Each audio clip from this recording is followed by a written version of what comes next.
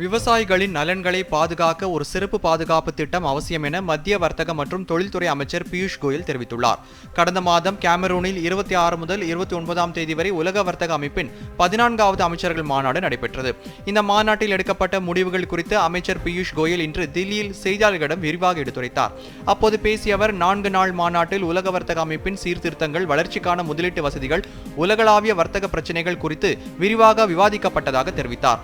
மாநாட்டின் 3 முக்கிய முடிவுகள் எடுக்கப்பட்டதாக கூறிய பியூஷ் கோயல், விவசாயிகளின் நலன்களை பாதுகாக்க ஒரு சிறப்பு பாதுகாப்பு வழிமுறை அவசியம் என்று மாநாட்டில் இந்தியா வலியுறுத்தியதாகவும் அமைச்சர் கூறினார். புனித வெள்ளியை ஒட்டி கிறிஸ்துவ மக்களுக்கு தமிழ்நாடு ஆளுநர் ராஜேந்திர விஸ்வநாத் அர்லேக்கர் வாழ்த்து தெரிவித்துள்ளார். இது தொடர்பாக அவர் வெளியிட்டுள்ள வாழ்த்து செய்தியில், இயேசு பிரான் உயிர்த்தெழுந்த நாளை புனித வெள்ளி என்று கிறிஸ்துவர்கள் அழைத்து வருவதாக குறிப்பிட்டுள்ளார்.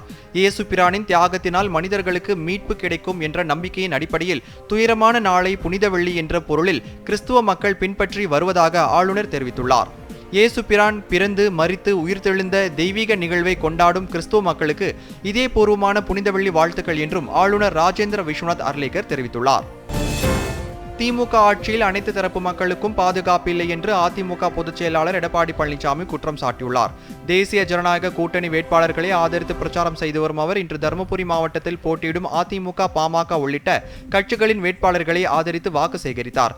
அப்போது பேசிய எடப்பாடி பழனிசாமி, கடந்த தேர்தலின் போது திமுக அளித்த வாக்குறுதிகள் நிறைவேற்றப்படவில்லை என விமர்சனம் செய்தார். போதைப் பொருட்களின் நடமாட்டம் அதிகமானதால் குற்ற செயல்கள் தொடர்ந்து நடைபெற்று பெண்கள் உட்பட அனைத்து தரப்பு மக்களுக்கும் பாதுகாப்பு இல்லாத ஒரு நிலை தமிழகத்தில் திமுக ஆட்சியில் ஏற்பட்டு விட்டதாகவும் அவர் குற்றம் சாட்டினார். சென்னை சேப்பாக்கம் திருவல்லிக்கேணி தொகுதியில் போட்டியிடும் துணை முதலமைச்சர் உதயநிதி ஸ்டாலின் வேட்புமனு தாக்கலுக்கு பிறகு தொகுதியில் பிரச்சாரம் தொடங்கினார். தொகுதிக்குட்பட்ட பல்வேறு பகுதிகளில் பிரச்சாரம் செய்த அவர் கடந்த 5 ஆண்டுகளில் தொகுதியில் நிறைவேற்றப்பட்ட திட்டங்கள் குறித்து பட்டியலிட்டார். அதிமுக, பாஜக கூட்டணி தமிழக மக்களுக்கு விரோதமானது என்றும் உதயநிதி ஸ்டாலின் விமர்சனம் செய்தார். இதேபோன்று திருச்சி கிழக்கு தொகுதியில் போட்டியிடும் தாவேகா தலைவர் விஜய் மனு தாக்கலுக்கு பிறகு பிரச்சாரம் மேற்கொண்டார். அப்போது திமுக ஆட்சியை அவர் கடுமையாக விமர்சனம் செய்தார். தாவேகா ஆட்சிக்கு வந்ததும் சிறப்பான நிர்வாகம் மேற்கொள்ளப்படும் என்றும் இளைஞர்களுக்கான வேலை வாய்ப்புகள் உருவாக்கப்படும் என்றும் விஜய் கூறினார். சென்னை எழும்பூர் ரயில் நிலையத்தில் புறநகர் ரயில் சேவைகள் நாளை நள்ளிரவு முதல் மீண்டும் தொடங்கப்படும் என தெற்கு ரயில்வே அறிவித்துள்ளது.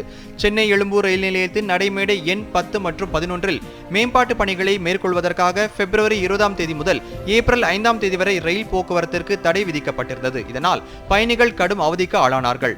இந்நிலையில் அனைத்து பணிகளும் திட்டமிட்ட நேரத்திற்கு முன்னதாக முடிக்கப்பட்டதால் புறநகர் ரயில் சேவைகள் முன்கூட்டியே மீண்டும் தொடங்குவதாக தெற்கு ரயில்வேயின் சென்னை கோட்டம் அறிவித்துள்ளது. இதன்படி நாளை நள்ளிரவு முதல் வழக்கமான வார நாட்கள் மற்றும் ஞாயிற்றுக்கிழமை புறநகர் ரயில் கால அட்டவணை மீண்டும் அமலுக்கு வரும். பயணிகள் வழக்கமான கால அட்டவணையை பின்பற்றி பயணிக்குமாறு அறிவுறுத்தப்பட்டுள்ளனர். சென்னையில் ஆபரண தங்கத்தின் விலை இன்று ஒரே நாளில் சவரனுக்கு 2400 குறைந்து 1,10,000 விற்பனையாகின்றது. கிராமுக்கு 300 ரூபாய் குறைந்து 13,750 ரூபாய்க்கு விற்பனையாகின்றது. வெள்ளி விலை 10 ரூபாய் குறைந்து 1 கிராம் 255 ரூபாய்க்கு விற்பனையாகின்றது. பார் வெள்ளி 10,000 ரூபாய் குறைந்து கிலோ 2,55,000 ரூபாய்க்கு விற்பனை செய்யப்படுகின்றது. செம்மன் குவாரி முறைகேடு வழக்கில் இருந்து முன்னாள் அமைச்சர் பொன்முடி, அவரது மகன் கௌதம் சிகாமணி உள்ளிட்ட 7 பேரையும் விடுவித்து விழுப்புரம் மாவட்ட நீதிமன்றம் உத்தரவிட்டுள்ளது. போதிய சாட்சிகள் இல்லாத காரணத்தினால் இவர்கள் அனைவரும் விடுதலையாகி உள்ளனர். பொன்முடி 2011இல் கனிம வளத்துறை அமைச்சராக இருந்தபோது பூத்துறை கிராமத்தில் உள்ள செம்மன் குவாரியில் அளவுக்கு அதிகமாக மண் எடுத்ததாக பொன்முடி அனுமதித்த அளவை விட செம்மண் அள்ளியதாக 7 பேர் மீதும் வழக்கு தொடரப்பட்டது. அளவிற்கு அதிகமாக மண் அள்ளியதால் அரசுக்கு ரூபாய் 28.36 கோடி வருவாய் இழப்பு ஏற்படுத்தியதாக குற்றச்சாட்டு எழுந்தது.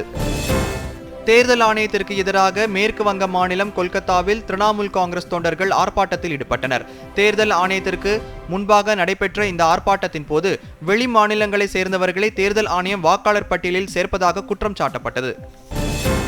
பாமகவின் 4ஆம் கட்ட வேட்பாளர் பட்டியலை அக்கட்சி நிறுவனர் ராமதாஸ் வெளியிட்டுள்ளார். இதில் மேட்டூர் தொகுதியில் KV துரைராஜும், செங்கம் தொகுதியில் குயிலம் செல்வமும், சங்ககிரி தொகுதியில் AR பச்சைமுத்துவும் வேட்பாளராக நிறுத்தப்பட்டுள்ளனர்.